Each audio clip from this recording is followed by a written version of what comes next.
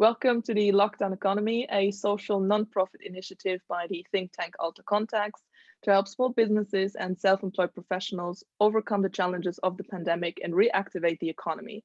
My name is Karen Rickes, and today our guest is Claudia Deken, the founder of Plant-Based Sushi, the first vegan sushi restaurant in the Netherlands. Hello, Claudia. How are you today? Hey, I'm good. I'm good. How are you, Karen? I'm good too. Thank you so much. Claudia, this is your second interview with Lockdown Economy already. Thank you so much for being with us again. For those of our viewers who are new to Lockdown Economy, could you tell us a bit more about your business, what you're offering? Yes, sure. So basically I found like as being a vegan myself, it was very difficult to find vegan sushi in Amsterdam, but I mean places like Berlin, London, San Francisco, New York all have vegan sushi options. And if you go to the regular sushi restaurants in Amsterdam, it was just you're paying the same price, but getting like a cucumber maki, maybe some avocado and like some wakame if you're really lucky that day. So I thought, really we could create a whole new cuisine around like fusion food around sushi, which completely excludes all animal products. So yeah, not just the fish, of course. So we're really trying to like reinvent vegan sushi and what that means. So it's not like you're missing the fish, it's completely different and unusual. We use a lot of bright colors in the sushi, so it's like very colorful, and we pay a lot of attention on what it looks like and how it appears, as well as tasting very good. So yeah. Yeah, that sounds really good, very delicious. I actually also saw some pictures of your offering from your last interview, and yeah, I have to say a very colorful palette, so I was very intrigued. And Yes. yeah, let's hope that maybe soon enough I get to travel to Amsterdam and actually try it myself. Speaking of, we last spoke with you in, I think, June 2020, so it's been a couple of months. Could you tell us a bit about how the pandemic has affected your business since we last spoke? Yeah, sure. It's definitely been a tough year, I would say. I mean, we're coming on almost 1 year since we were first told to lock down. And then the small break like in between during summer. But I must say we did find during the summer, I believe it was, as I was first having an interview with you guys, that it was you could definitely feel the impact of corona. I think people were still Hmm. quite anxious to go outside, and then obviously then being in lockdown again. So it's been difficult, but I think we've all sort of tried to find ways to survive and to keep business going and keep our customers happy. So yeah, we'll be okay, but it's also, now we've switched to takeaways and we've been doing a lot there and as much as we can, but it is also not the reason you start a restaurant, right? Mm. I love having people in the restaurant sitting down having a glass of wine and not just running in to grab something and leaving, or meeting a delivery guy. So it's quite a different business. So we're really looking forward to opening again, which I'm very hopeful, and I think we will actually be able to open again very soon. So yeah. That's good. Yeah, a little bit of hope at the end of the tunnel, I think, could probably serve all of us good right about now. So you Exactly. mentioned that, yeah, you sort of took some time, put some effort into your takeaway offerings. Could you Hmm. maybe tell us a bit more about that and other opportunities you might have looked into? Yeah, it's cool. So we've definitely been focusing on big events. So for example, Christmas, New Year's, as well as Valentine's Day. These kind of special occasions are really important for us, and I think for small businesses in general, that Hmm. it's an important day that you can really offer a really nice package, and everyone's sort of ordering the same thing, so it's easier to pack for everyone, and you can like either plan delivery routes or plan pickup times. So these kind of days are really important. So that's gone really well for takeaways, and then just being open regular times so that we can build up a base of people who are not only looking at for us on like Tastebesorgt or Uber, but they're also walking past and seeing that we're open. So um, we've been picking up. It's also been adjusting. Like I think at the beginning we really wanted to offer just plant-based sushi restaurant experience, but in a box, and actually Hmm. that doesn't really work. So it's trying to find a balance between what you can pack into a box and what people can unpack themselves at home and then Mm. enjoy. in comparison to what you would have done in the restaurant, but also keeping in mind pricing, you know, because I mean, at the moment, any any sale is a good sale, you know. So we've been trying to look at what we can do instead of offering, say, like our usual menu, so that we still have sales for a night, but that it's still delicious and people are still enjoying it and still associate vegan sushi with us, you know. So, and I must say that's been a little bit of a difficult one to get right, but we're working on it, so we'll see. Yeah, Yeah. that's good to hear. Yeah, probably it takes some more fine tuning because I could also imagine that, of course, for the customers it's been a bit of a roller coaster, so to say. Could you tell us a bit more about sort of what you notice in your like customers' behavior towards your restaurant, but maybe just restaurants in general? So I must say, people have actually been really kind to us and very, I don't know if this is specific to the like vegan community or our community, but I think, or maybe small business community in general. But I found that people are really willing to like, you know, work with you to come up with a solution, and they're willing to like come into the restaurant, and they want to, I think this also has to do with people really wanting to get out of their house. So they like, even when it was snowing, they're like, yeah, I'm coming to pick up, don't worry, you know. So no, and I think that's, you know, that's really encouraging. And then people just having these small chats with customers, and then you know, everyone's sort of experiencing the same, where it's, you know, working from home, you know, with the same people all the time. You haven't seen your friends in like a year now, you know. So I think people are like, you know, wanting to go out and wanting to socialize, but they're also being like, you know, they understand what is going on, of course, and they're being kind to restaurants and being kind to like the restaurant owners. And if there's a mistake, they work with us. And yeah, so I find that it's like people have come together during this time, I think, to, you know, work together to see how we can overcome this together, you know. So yeah, no, I would say, I mean, I don't think there's been like huge changes in customer behavior. I mean, I think people have also been really respectful about the rules, you know, because obviously, you know, I would love for them to sit inside and eat the sushi, but I'm not allowed to offer that, you know. So then they, you know, don't try and like push me or something like that. So no, it's been, I think they've been really, really good to us. So yeah. Excellent. That's really good to hear. Now that you mentioned that, sort of sense of community, working together, let's maybe talk a bit about, your team, how you've been handling everything together. Because of course, well, you launched your business, your restaurant in, early 2020. So you've been in business for almost a year now, more than a year, but most of it, of course, in crisis mode. So how have you kind of been handling that transition together? Together, yes. So I must say it's been a lot of creativity from everyone, sort of, and I think we've all sort of felt that it's, you know, it's definitely not about who, you know, that like I'm sort of the owner or something. It's more like what can we all do to better, you know, and to better our situation. And I've often felt that staff are really willing to do almost anything if, you know, if we ask them nicely, of course. But, you know, like, I mean, one of my staff members like is a waiter, but he's like been biking around Amsterdam every now and then. So, and that's really, you know, it helps, it makes a big difference for us. And he's excited to still be a part of the process and helping us with everything.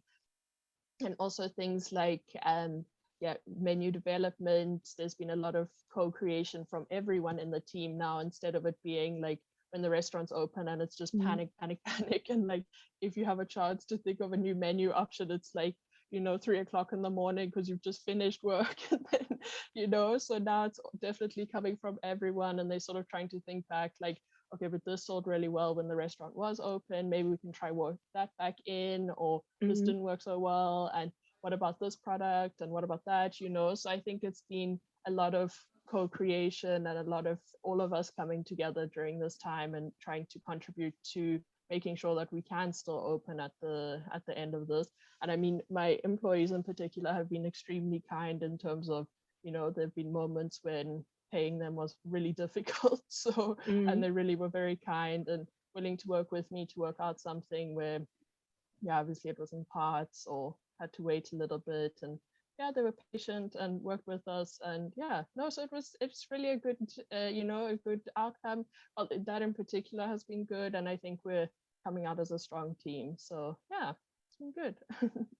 Excellent, really good. So yeah, in a way you could probably say, okay, it's just been one very long team building exercise, at least one part of it. So it's good to hear that, yeah, sort of the team dynamics are still working well and you're able to, yeah, create something together. Do you also sometimes maybe work with, I don't know, other local restaurants, sort of to have a wider sense of community? So we've been trying to. We've also only recently moved into this new location that we're in. So it's also we're also just trying to get to know the neighbors. But we have, I mean, there's a wine store up the road from us, so we've included them in some of our packages for special occasions.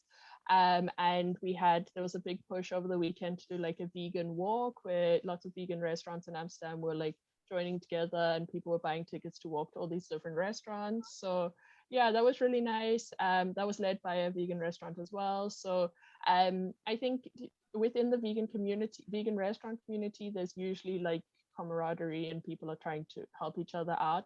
And I mean, I've also had the odd day where I phone one of the other restaurant owners just to check in and like, do you think this is a good idea? What are you guys doing? Or, you know, like, what is your plan for this? You know, so no, it's definitely been trying to help each other out and what we can do. And yeah, also usually we're all open at the same time, so that's a little bit difficult to support in that way, but you know, we try. So yeah. Okay, really good. So at least to a certain extent, you can be there for each other, just as you mentioned, sort of ask each other questions. Okay, what has worked for you, and create that maybe common trial and error approach to really just managing the crisis as it is. Exactly, In sort of looking back on the last couple of months, sort of having also to manage the second lockdown, being closed down again. What would you say are some of your biggest learnings in handling this crisis?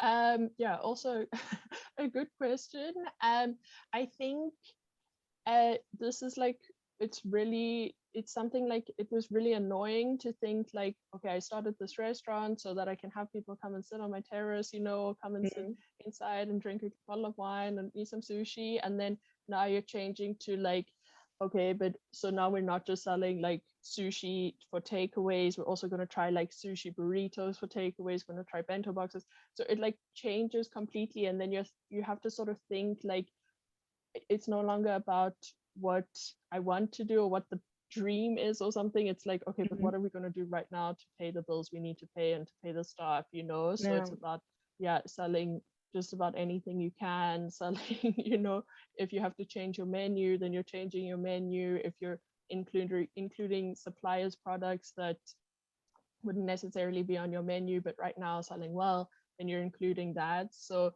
it's definitely about being able to let go of what in particular you want to do for the moment and just sort of doing whatever you can to pay the bills and to like, you know, to push further with, you know, just being able to survive. So yeah, I would say it's a difficult one. It's like being, I guess someone spoke about it the other day, is like, being able to pivot a lot, of course, but obviously then the downside of this is that I think there are a lot of restaurant owners who are having like pivot fatigue almost, because you're constantly thinking like, okay, but it was a restaurant, but now I'm going to turn it into like a vegan grocery store, you know, and then it's like, you know, you're losing sight of what you were, but it's bringing in money, so that's what we're going to have to do, you know, like, what if I buy all of this stuff? Can I sell it later? So these kind of things.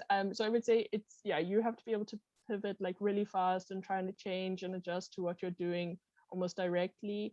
And also to bear in mind, like, if you can sort of negotiate with a client or a customer or like a company to create something specifically for them, if you need to sort of keep in mind, like, of course, is this actually still going to be profitable? Is it worthwhile for us? Am I just doing it because then it gives us something to do? Or is this worthwhile in the long term? So a lot of thinking on your feet, pivoting, just trying to do like hustling, just doing whatever you can to be able to pay the bills. So I would say that's been the main learning points for this lockdown. So I see. I could also imagine that, yeah, sort of all this thinking on your feet, as you mentioned, being really, yeah, innovative, really creative with what you're doing at this moment.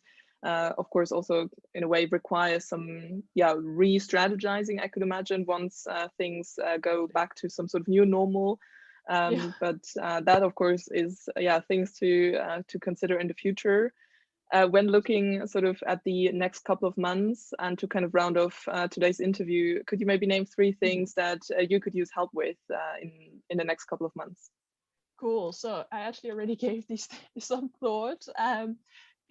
So 3 things. I would say, firstly, I think it's important as we're moving forward to keep in mind that we're all sort of doing this like for the first time. And yeah, we came out of lockdown in summer last year, but I wouldn't really consider that properly, you know. So I think it's important that people, restaurant owners in particular, could maybe do with like feedback on how like a client feels about their experience, be it with takeaways, or when we are allowed to open up again, like did they feel safe in the environment, did they think the food was the same as the year before, these kind of things. So I think it's super important that we can open up like clear feedback channels between each other, but also bearing in mind that if you have one bad experience, maybe like give them a phone call or send them an email, and you know, maybe they can try work something out with you instead of going immediately to a public forum to express your complaint, because you know, I mean, we're under a lot of pressure, you know, so there are mistakes and things, you know, these things do happen, but there are ways for us to improve and to, you know, get back to where we were 1 year ago. So I would say feedback is important. I would say, I think most restaurant owners are open to feedback. And then like just in particular for plant-based sushi, we'll be looking for staff soon. So yeah, if anyone's interested in looking for a job or something, we're open to anything. So that's one for us. And then lastly, I think this is also goes for the community and to support, you know, I think lots of restaurant owners are going to have to make back like a lot of money that they've lost over the last year. I mean, I don't think I'm alone in saying that all my savings have been used up, or like we're almost at the end of it, you know. So if you can support, please do support.